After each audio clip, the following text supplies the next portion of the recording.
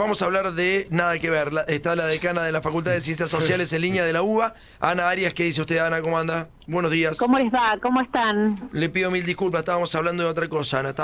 Yo estaba parturo. Los escuchaba, estaban indignados.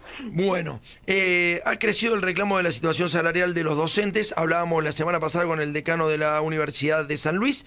Nos contaba que más o menos los gastos estarían más o menos resueltos después de lo hablado con el gobierno, pero está el tema de los salarios. ¿Cómo está la cosa ahí? Y bueno, en realidad, una cuestión antes. O sea, nosotros tenemos para gastos de funcionamiento menos dinero que el año pasado. Sí. Lo que pasa es que comparativamente con lo que está pasando con los salarios, claro. Ganó lugar el reclamo salarial. Claro. ¿Qué pasó? Los docentes y los no docentes han perdido aproximadamente el 40% del poder adquisitivo. O sea, todos los trabajadores y las trabajadoras en Argentina perdieron este año, pero a diferencia del sector privado o incluso los trabajadores del sector público, la decadencia de los salarios universitarios es del 40%, con lo cual tenemos gran parte de los docentes que reciben salarios por debajo de la línea de pobreza. Ajá. ¿Qué genera eso? Por ejemplo, en algunas universidades ya están teniendo problemas para conseguir docentes que cumplan el tiempo de trabajo en aula, porque es tan bajo el valor de la hora cátedra, del salario que cobra un ayudante, por ejemplo, que no les conviene trabajar en la universidad. Nosotros ya vivimos ese proceso en otros momentos de la Argentina y sabemos que eso es vaciar la universidad.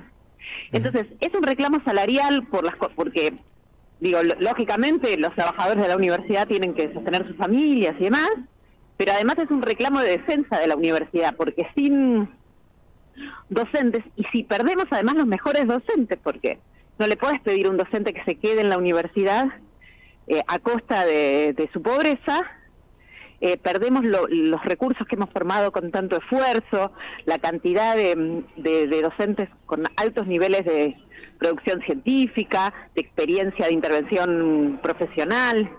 Entonces es muy grave, por eso estamos en estas jornadas muy complejas, porque no nos gusta el escenario de los paros, pero bueno, hay que buscar algún tipo de respuesta. Y se está ahora, va a ser, se va a declarar esencial en el Congreso aparentemente la educación para que no haya paros. ¿Cómo lo ve a eso?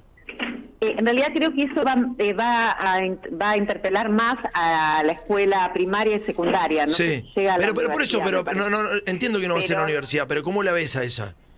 Y en realidad a mí me parece que es una medida que va en contra de defender la educación, no de sostenerla.